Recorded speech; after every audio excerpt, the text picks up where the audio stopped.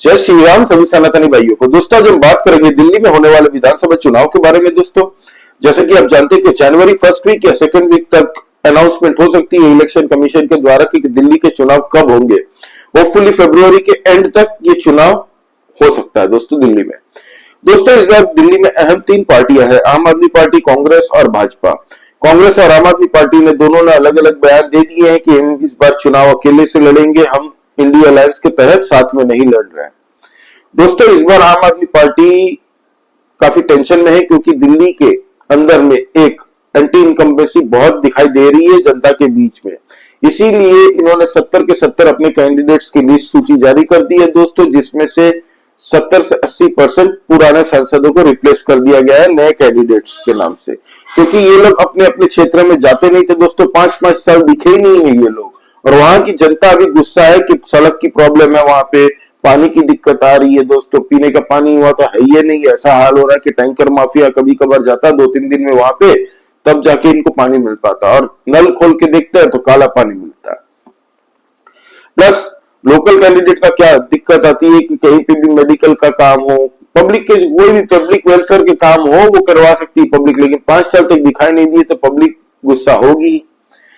Plus दोस्तों केजरीवाल को अगर हम देखें तो इसीलिए ये अभी फ्री की रेवड़ी स्कीम से बड़ा पब्लिक को लुभाने की कोशिश कर रहे हैं। आपको पता हो तो मैं बता दूं कि 2022 के पहले जब पंजाब के अंदर चुनाव होने वाले थे तब आम आदमी पार्टी की वहां पे सरकार नहीं थी, वहां पे सरकार थी कांग्रेस की।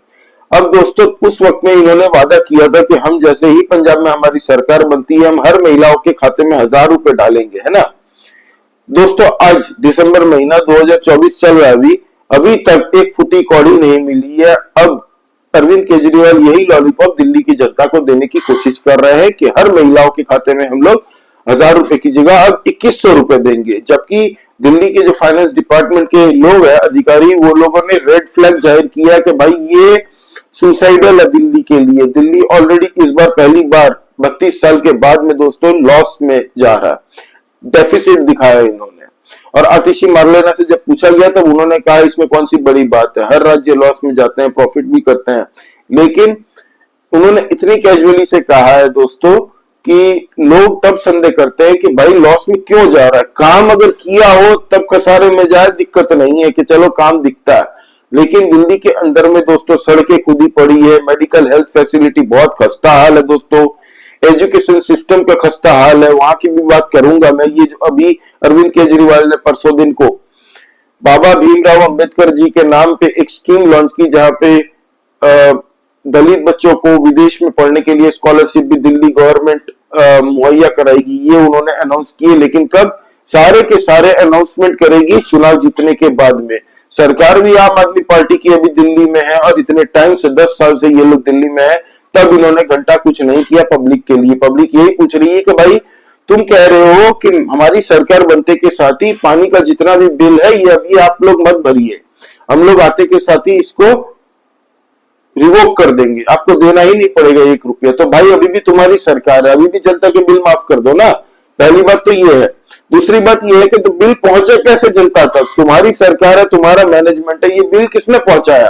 अगर तुम मुफ्त की बात करते हो कि हम पानी मुफ्त देते हैं, बिजली मुफ्त देते हैं, भाई 200 यूनिट तुम बिजली मुफ्त देते हो, 200 से ऊपर हो जाती है तो पैसे ले लेते हो। 200 यूनिट में आज के कौन से टाइम में कोई भी घर सस्टेन कर सकता है 200 यूनिट में।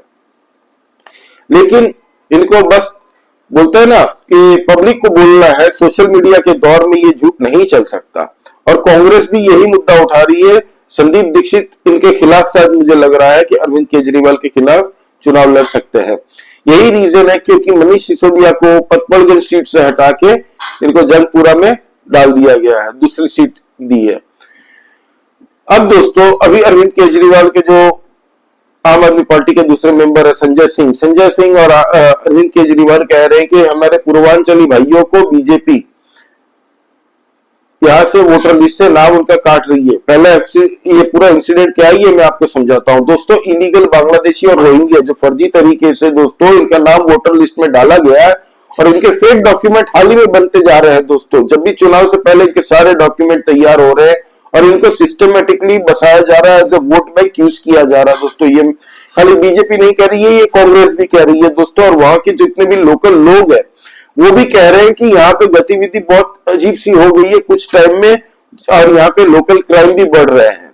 यही अरविंद केजरीवाल जब बीजेपी को घेरती है कि law and order Amit Shah ji के हाथ में, सेंट्रल गवर्नमेंट के हाथ में है, तो यहाँ पे इतना क्राइम क्यों है? सर, आम आदमी पार्टी की सरकार तो पंजाब में भी है, पंजाब में क्या क्राइम नहीं हो रहा? पंजाब में तो और भयंकर क्राइम हो रहे हैं, ड्रग्स की भी दिक्कत है वहां पे। भगवंत मान साहब खुद बोलते हैं कि वहां पे जितने भी प्रॉब्लम हो रही है हम उसको समाधान करने की कोशिश कर रहे हैं। इलीगल बांग्लादेशी और रोहिंग्याओं को यहाँ पे बसाया जा रहा है सिस्टमेटिकली और वोट बैंक के खातिर। और ऐसे कई बीजेपी ने जब चेक कर रहे हैं अलग अलग जा जाके कि सच में यहाँ पे वोटर्स है कि नहीं, तब पता चलता है उनको दुकानदारों से, आसपास के लोगों से कि भाई ये लोग खाली इलेक्शन के टाइम वोट डालने आते हैं। आधे से ज्यादा जन कहीं यूपी में रहता है, कोई रहता है हरियाणा के मेवात रीजन में।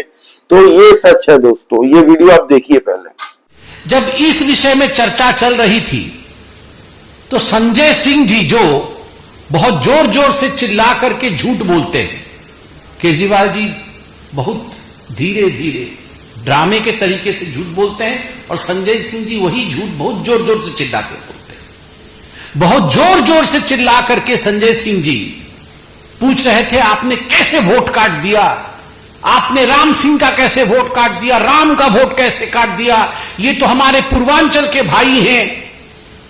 तो माननीय अध्यक्ष जी ने कहा प्रक्रिया है, एक प्रक्रिया है जिसके अंतर्गत ये कार्यवाही होती है। उसके उत्तर में जो उत्तेजना संजय सिंह जी ने दिखाया और जिस प्रकार से उन्होंने पूर्वांचलियों को रोहिंग्या और बांग्लादेशियों के बराबर में लाके खड़ा किया है, ये छटपटाहट दिखाती है अरविंद केजरीवाल की।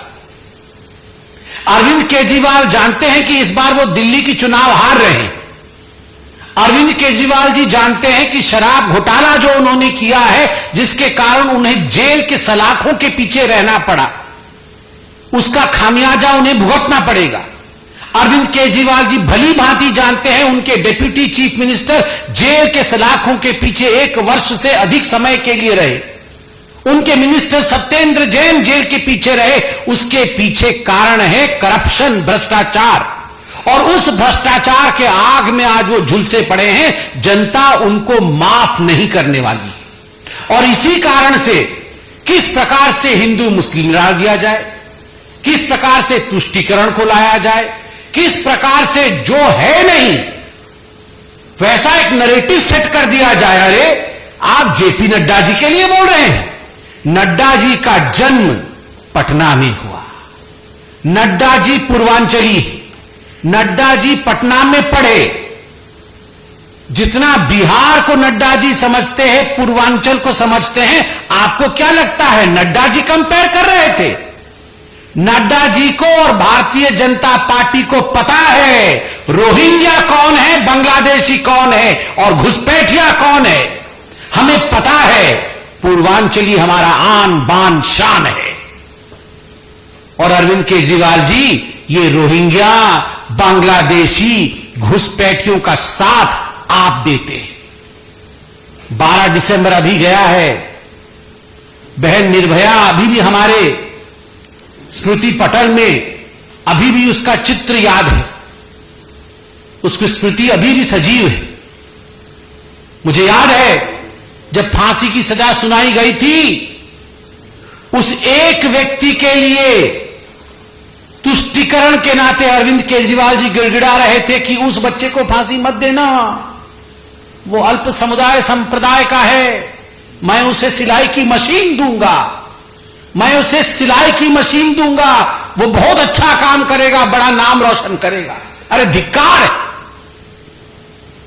तुष्टीकरण करने वाले अरविंद केजरीवाल जी रोहिंग्याओं के लिए बंगला बनाने का काम करते हैं, रोहिंग्याओं को लाके बसाते हैं, रोहिंग्याओं को अपना वोट बैंक बनाते हैं, बांग्लादेशियों के पीछे किस प्रकार से पीछे पड़कर तुष्टीकरण करके उनका वोट लेना है, यह प्रयास करते हैं। और आप यहां रोहिंग्या, बांग्लादेशियों की कंपैरिजन पूर्वांचलियों के साथ कर रहे हैं।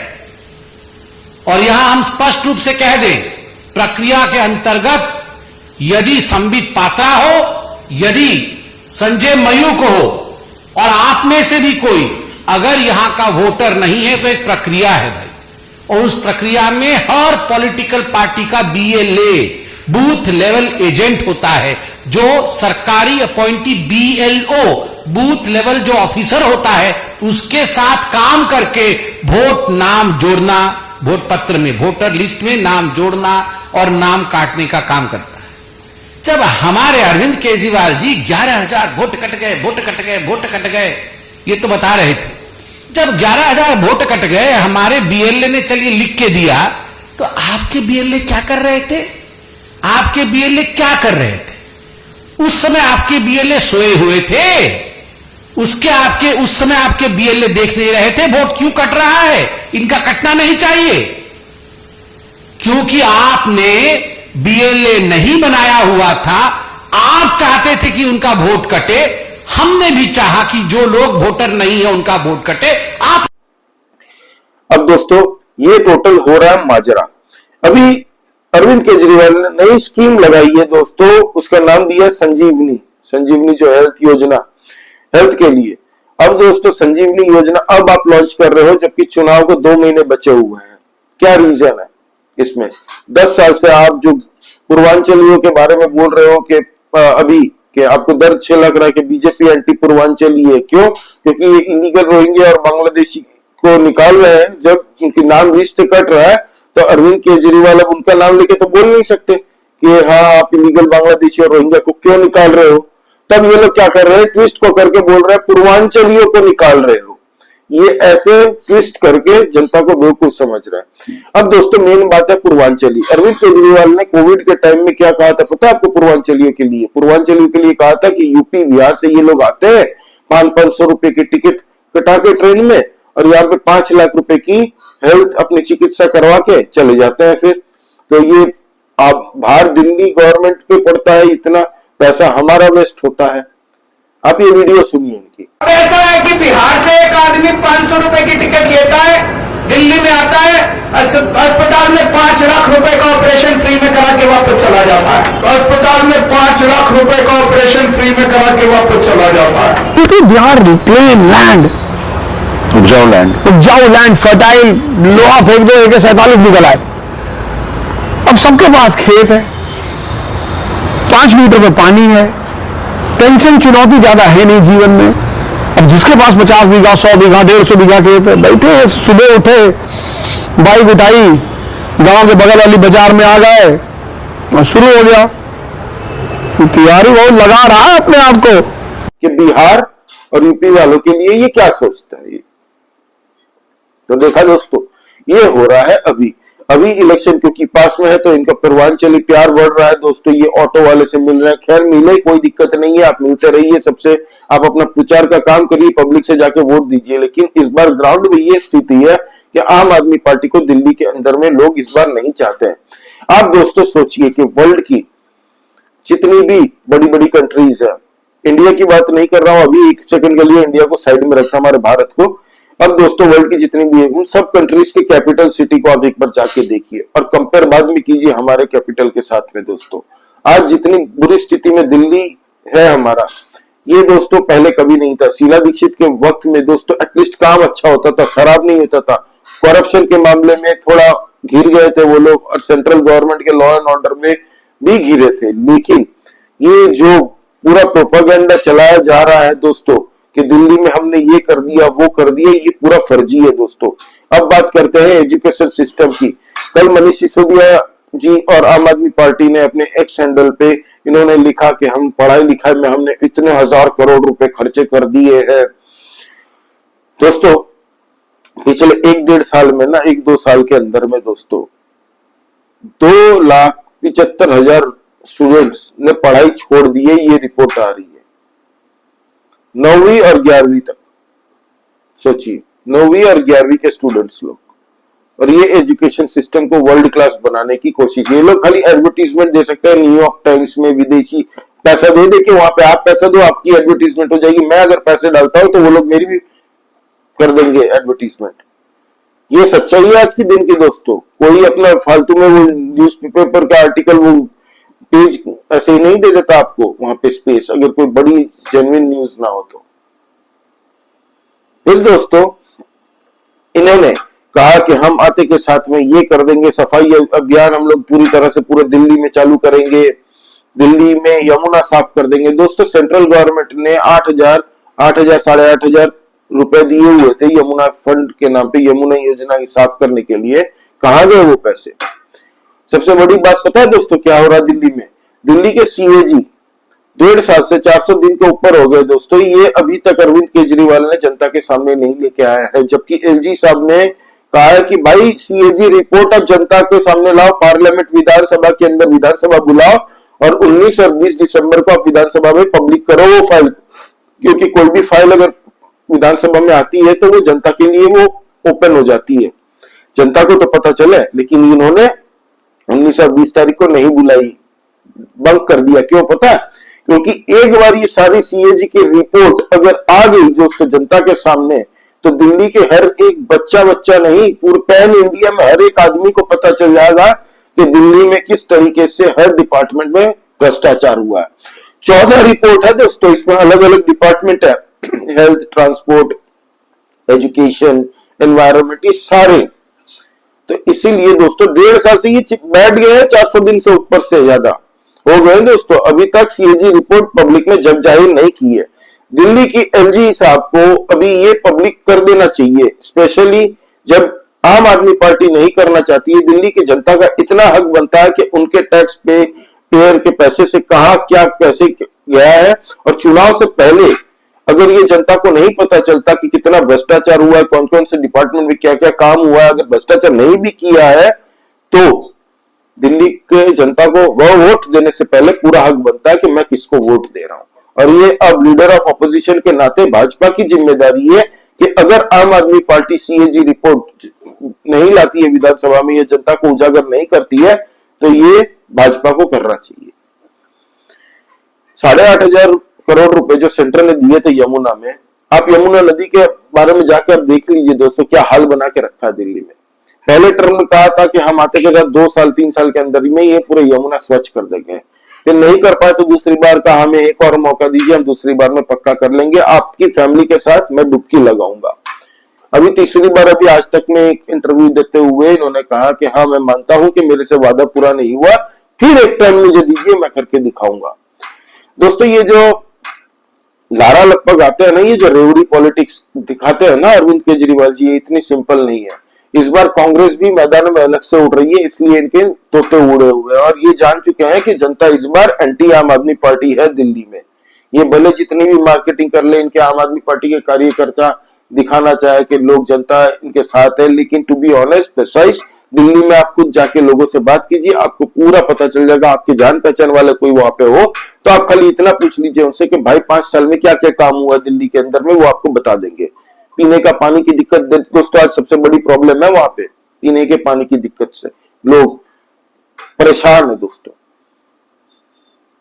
बिजली यूनिट फ्री दे रहे हैं, फ्री दे रही है, सब चूरन बेच रहे हैं दोस्तों। 200 यूनिट 300 यूनिट अब बिजली मुफ्त दे रहे हो। आज की डेट में कौन सी फैमिली की 200 यूनिट में हो जाता है, जबकि इलीगल रोहिंग्या और इलीगल बांग्लादेशियों को दोस्तों इस तरह से बचाया जा रहा है, उनको बिजली मुफ्त, पानी मुफ्त।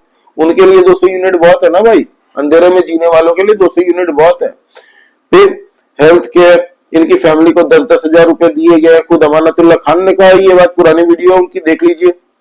अस्सलाम वालेकुम, मैं अमानतुल्लाह ओखला विधायक और चेयरमैन दिल्ली वक्फ बोर्ड। आज हमने यहाँ जो परसों रोहिंग्या के लोग जिस कैंप में रहते थे, 1 महीने का राशन और 10-10 हजार रुपया कैश मैंने दिए हैं, हर एक फैमिली को 10,000 रुपया। तो ये दोस्तों अभी चल रहा है दिल्ली के अंदर में। कांग्रेस इस बार मुझे लग रहा है कि अगर चुनाव लड़ती है, हालांकि कांग्रेस को शीला दीक्षित के नाम पे चुनाव लड़ना चाहिए, नॉट राहुल गांधी।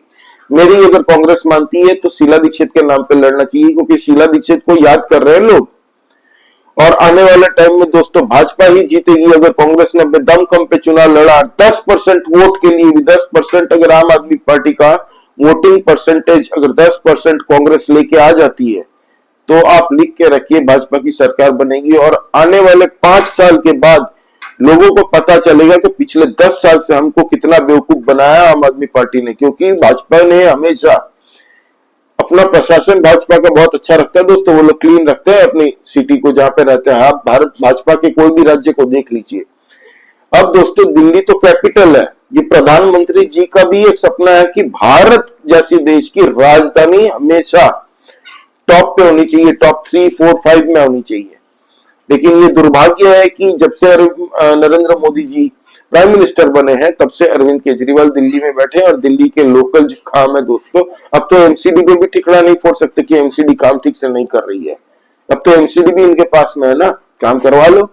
वहां के जितने पेंशन रोक दिए गए थे दोस्तों, टीचरों की नियुक्ति नॉन परमानेंट करके रखी थी।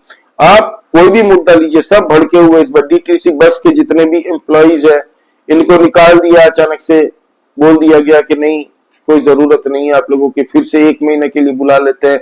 अभी घोषणा बड़ी बड़ी कर रहे हैं अरविंद केजरीवाल, इसीलिए कहा कि कांग्रेस अगर 10% की वोट पे चपेट मारती है तो बड़ा डेंट इनको पड़ने वाला है। और इलीगल बांग्लादेशी और रोहिंग्याओं को निकालने का जो अभी अभियान चल रहा है पूरे दिल्ली में, महाराष्ट्र में भी चालू होगा, भारत के हर जगह में आपको अब ये दिखने वाला है दोस्तों। तो इससे अरविंद केजरीवाल घबराए हुए हैं। प्लस अभी 2 दिन पहले एक नई न्यूज आई कि ईडी को, एनफोर्समेंट डायरेक्टरेट को दोस्तों परमिशन मिल चुकी है एलजी दिल्ली के जो विनय सक्सेना जी है उनसे, कि एक्साइज पॉलिसी केस में वो अपनी पूरी जांच फिर से पूछताछ कर सकते हैं, जांच कर सकते हैं पूरी तरह से, क्योंकि ईडी को मिला है कुछ सबूत दोस्तों पुख्ता। और ईडी नहीं चाहती कि अरविंद केजरीवाल बेल लेके भी बच रहे हैं, अभी जिस तरीके से बेल लेके ये बाहर अभी घूम रहे हैं, आने वाले टाइम में हम ये भी देख सकते हैं कि अरविंद केजरीवाल को पीठ से डाल दिया गया, क्योंकि सबूत है। गोवा में जितने ब्लैक मनी यूज हुए हैं, ये सब मुद्दे बहुत सारे हैं। खैर अभी उसकी बात नहीं करते हैं, लेकिन ये परमिशन मिलने के बाद आम आदमी पार्टी के माथे में बहुत बड़ी टेंशन आज की डेट में चल रही है। अब दोस्तों पिछली बार जब चुनाव हुआ था दिल्ली में दोस्तों 2019 में 20 में सॉरी, ठीक है, तो उस टाइम में आम आदमी पार्टी को वोट मिले थे दोस्तों 53.57%, जबकि भाजपा को वहां पे मिले थे 38.51%। भाजपा को हमेशा से आप देखेंगे तो पिछले 2-3 टर्म से वहां पे इतने वोट शेयर उनके है पहले से, और इनको उतने वोट आराम से मिलते हैं दोस्तों। पिछले चुनाव में कांग्रेस के जितने भी एंटी बीजेपी वोट थे वो इनको मिल चुके थे आम आदमी पार्टी को, और केजरीवाल बम्पर जीत के साथ में आए थे। हालांकि 8 कैंडिडेट भाजपा की तरफ से जीत के आए, बाकी आम आदमी पार्टी की तरफ से। इस बार अगर 10% भी अगर कांग्रेस लेके आती है ना वोटिंग परसेंटेज, तो आम आदमी पार्टी की नीचे की धरती हिलने चालू हो जाएगी दोस्तों दिल्ली में। और चमत्कार कर दिया तो बात अलग है, 15-20% अगर लेके आ गई, लेकिन मुझे मुश्किल लग रहा है कांग्रेस के लिए 15-20% लाना। लेकिन चुनाव के वक्त कुछ भी हो सकता है। पब्लिक आज की डेट में आम आदमी पार्टी से इतना गुस्सा है कि जो लोग बीजेपी को वोट नहीं देना चाहते वो लोग शायद हो सकता है कांग्रेस को इस बार वोट दे। तो आम आदमी पार्टी इसीलिए घबराई हुई है दोस्तों। पंजाब में भी इन्होंने वादा किया था 2100 रुपया देंगे, अभी तक दिया नहीं है। तो ये लेके बीजेपी पूरी तरह से आक्रामक हो रही है अभी दोस्तों। और बीजेपी की भी अब लिस्ट कैंडिडेट्स की 1 सप्ताह 1.5 हफ्ता के लिए मुझे लग रहा है 1 हफ्ते के अंदर आ जाना चाहिए, 1 से 1.5 हफ्ते के अंदर में सारे कैंडिडेट्स की लिस्ट आप देखेंगे। बड़ा इंटरेस्टिंग अब चुनाव होने वाला है, क्योंकि अब बीजेपी और कांग्रेस की तरफ से, ये तो अब तक अरविंद केजरीवाल जी फुल स्पीड में बाइक भगा रहे थे, लेकिन अब उनकी पैसे खर्चे होते हैं ना भाई चुनाव प्रचार करने में भी, अब उनकी एवरेज थोड़ी कम हो रही है। अब ये दोनों कूदेंगे, भाजपा और कांग्रेस अपनी अपनी तरह से। क्या कांग्रेस की दिक्कतें अलग है दोस्तों, राहुल गांधी आएंगे या नहीं आएंगे कोई भरोसा नहीं है उनका। लेकिन भाजपा पूरी तरह से इस बार प्लान करके बैठी है कि कहां से हम लोग कौन से कैंडिडेट्स को उतारेंगे, काउंटर करेंगे सिस्टमेटिकली। मुझे जो लगता है दोस्तों कि अभी तक बीजेपी ने ये डिसाइड कर चुका है, 1 हफ्ते 1.5 हफ्ते के अंदर हम लोग देखेंगे बीजेपी ने अपने कैंडिडेट्स घोषित कर दिए। अब दोस्तों चुनाव होने वाले हैं 2 महीने में। सेंट्रल हमारा कैपिटल है दिल्ली। दिल्ली में पानी की सारी प्रॉब्लम है, स्वाति मालीवाल भी ये एक्सपोज कर रही है। बीजेपी के लोकल जितने भी कैंडिडेट्स है, स्पोक्स पर्सन है, कपिल मिश्रा जैसे भाई है, सजत पूनावाला जैसे भाई है बीजेपी के, वो जाके हर जगह लोगों को वीडियो बना के पूछ रहे हैं पब्लिक में जाके। प्रदीप भंडारी भाई है, वो भी जाके लोगों से बात कर रहे हैं, संवाद कर रहे हैं। तो कैंडिडेट की लिस्ट अगर बीजेपी जितना जल्दी कर सकेगी वो अपने काम पे लग सकेंगे। और मुझे लगता है ये राइट टाइम है कि बीजेपी को अपने सारे कैंडिडेट्स की लिस्ट घोषणा कर देनी चाहिए ताकि वो लोग अपने काम पे लगे और लोगों से संवाद जारी रखे। अरविंद केजरीवाल को वैक्यूम ना दे। अरविंद केजरीवाल मरी हुई पॉलिटिक्स हो चुकी थी आम आदमी पार्टी की, लेकिन अब उनको फिर से जिंदा होने की मौका ना दे। कांग्रेस क्या करती है किसी को परवाह नहीं है, क्योंकि कांग्रेस से इस बार उम्मीद नहीं है कि दिल्ली जीत पाएगी, लेकिन कांग्रेस अगर चुनाव लड़ना चाहती है, कांग्रेस दिल्ली की जो यूनिट है वो कह रही है कि हम पूरे ताकत से अरविंद केजरीवाल का विरोध करेंगे चुनाव में। लेकिन अब ऊपरी मैनेजमेंट से कितना उनको मिलता है सपोर्ट वो अलग बात है, देखते हैं। पिछली बार भी उन्होंने यही कहा था कि हम अलग से लड़ेंगे, लड़े ही नहीं थे, सरेंडर कर दिया था, इसलिए वो सारे वोट चले गए थे आम आदमी पार्टी को। तो ये हो रहा है दोस्तों ओवरऑल स्ट्रक्चर आज की डेट में दिल्ली का। कोर्ट ने भी दोस्तों लताड़ा का ये 27 नवंबर की न्यूज है दोस्तों, आप देख लीजिए अरविंद केजरीवाल को कि आप सेंट्रल गवर्नमेंट की आयुष्मान स्कीम क्यों लागू नहीं करना चाहते। आज मैं दिल्ली का अगर सिटीजन हूं तो मेरे पास ये राइट होना चाहिए कि मुझे अरविंद केजरीवाल की हॉस्पिटल में अपनी चिकित्सा करानी है कि मुझे सेंट्रल गवर्नमेंट के हॉस्पिटल में जाके आयुष्मान कार्ड के द्वारा करानी चाहिए। क्योंकि आज को मुझे सेंट्रल गवर्नमेंट की स्कीम पे भाई ज्यादा भरोसा है स्टेट गवर्नमेंट से। कोई भी स्टेट में आप ले लीजिए, सेंट्रल गवर्नमेंट की स्कीम्स में मुझे ज्यादा यकीन होता है।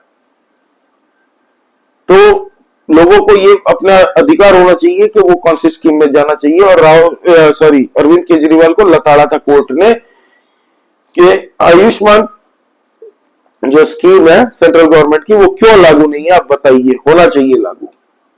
तो ये है अभी तक की अपडेट दोस्तों। आप इस बारे में क्या सोचते हैं दोस्तों, प्लीज काइंडली कमेंट करके बताइए। लाइक कीजिए इस वीडियो को और दोस्तों भारी मात्रा में सब्सक्राइब कीजिए। हम लोग इंटरनल पॉलिटिक्स डिस्कस करते रहते हैं दोस्तों, तो भारी मात्रा में सब्सक्राइब कीजिए। नया चैनल है, आप लोगों की सहयोग की बहुत आवश्यकता है। जय श्री राम सभी सनातनी भाइयों को।